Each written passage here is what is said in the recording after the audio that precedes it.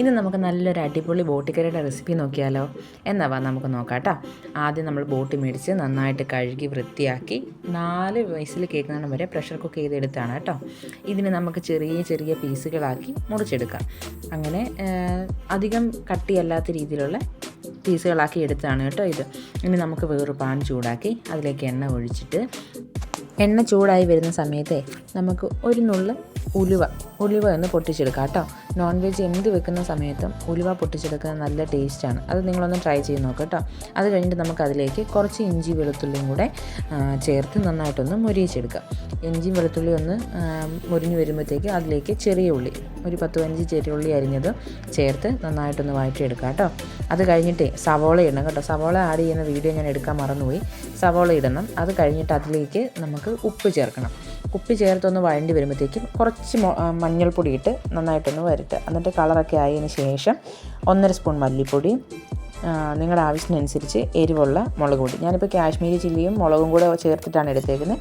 നിങ്ങൾക്ക് നിങ്ങളുടെ എരിവിനനുസരിച്ച് മുളക് പൊടി ചേർക്കാം കേട്ടോ. അത് കഴിഞ്ഞിട്ട് മീറ്റ് മസാല, ഏറ്റവും ലാസ്റ്റായിട്ട് കുറച്ച് ഗരം മസാലയും കൂടെ ആഡ് ചെയ്യണം കേട്ടോ. ഇത്രയാണ് ഇതിന് വേണ്ട മസാലകൾ. ഈ മസാലയൊന്ന് നന്നായിട്ടൊന്ന് മിക്സ് ചെയ്യണം. നന്നായിട്ട് എല്ലായിടത്തും ആകത്തക്ക രീതിയിൽ മിക്സ് ചെയ്ത് മസാലയ്ക്കൊരു ആ പച്ചമണമൊക്കെ മാറി ഒന്ന് മൂത്ത് വരുമ്പോഴത്തേക്കും നമുക്കതിലേക്ക് പോട്ടി വേവിച്ച് വെച്ചിട്ടുള്ള വെള്ളം ഉണ്ടാകും. അതിനകത്തുനിന്ന് നേർപകുതി എടുത്ത് ഈ മസാലയൊന്ന് ലൂസാക്കി എടുക്കുക. നന്നായിട്ട് കുഴച്ച് നന്നായിട്ടൊന്ന് ലൂസാക്കി എടുക്കുമ്പോഴത്തേക്കുണ്ടല്ലോ കുറച്ച് നേരം ഈ അടുപ്പത്ത് ആ തീയിൽ തന്നെ നിൽക്കുമ്പോഴത്തേക്കും ഇതിൻ്റെ എണ്ണ തെളിഞ്ഞു വരും. നമ്മൾ എല്ലാം വഴറ്റിയതിൻ്റെയൊക്കെ എണ്ണയുണ്ടല്ലോ അതിങ്ങനെ തെളിഞ്ഞു വരും. ആ ടൈം ആകുമ്പോഴത്തേക്കും ഈ ബോട്ടി നമ്മൾ വേവിച്ച് നുറുക്കി വെച്ചേക്കുന്ന ബോട്ടി അതിലേക്കിടുക. അതിലേക്കിട്ട് എല്ലാം ഒന്നുകൂടെ ഒന്ന് നന്നായിട്ട് മിക്സ് ചെയ്യുക. എല്ലാ കഷ്ണത്തിലും ഈ മസാല പറ്റുന്ന രീതിയിലാക്കി നന്നായിട്ടൊന്ന് മിക്സ് ചെയ്തതിന് ശേഷമാണ് നമുക്ക് വലിയൊരു പണി വരുന്നത്. നമ്മൾ ബാക്കിയുള്ള ബോട്ടി വേവിച്ച് വെള്ളമുള്ള പ്രഷർ കുക്കറുണ്ടല്ലോ അതിലേക്ക് ഈ ബോട്ടി മൊത്തമായിട്ട് ഇടണം.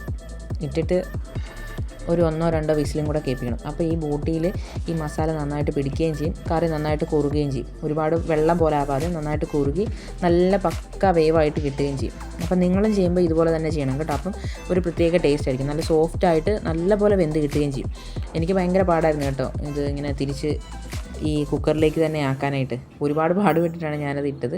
എന്നിട്ട് നമുക്ക് നന്നായിട്ടൊന്ന് ഇളക്കി ഈ സമയത്ത് നിങ്ങൾക്ക് ഉപ്പും എന്തെങ്കിലും കുറവുണ്ടോ എന്നൊക്കെ നോക്കാം. ഈ സമയത്ത് എനിക്ക് കുറച്ച് ഉപ്പിൻ്റെ ആവശ്യമുണ്ടായിരുന്നു. അപ്പോൾ ഞാൻ കുറച്ച് ഉപ്പിട്ടു. ഇനി കുറച്ച് കറിവേപ്പിലയും കൂടി ഇട്ട് നമുക്കിത് പ്രഷർ കുക്ക് ചെയ്യാൻ വെക്കാം കേട്ടോ. ഇനിയിപ്പോൾ ഞാനൊരു 4 വിസിലും കൂടെ കേൾപ്പിക്കുന്നുണ്ട്. അന്നേരത്തേക്ക് എനിക്ക് ഇറച്ചി നന്നായിട്ടൊന്ന് സോഫ്റ്റായി കിട്ടുള്ളൂ. അപ്പോൾ നിങ്ങൾ ഇതുപോലെ ഒന്ന് ട്രൈ ചെയ്ത് നോക്കുക. എന്നിട്ട് നിങ്ങളുടെ അഭിപ്രായങ്ങൾ കമൻറ്റായി രേഖപ്പെടുത്തുക. സബ്സ്ക്രൈബ് ചെയ്യാൻ മറക്കല്ലേ.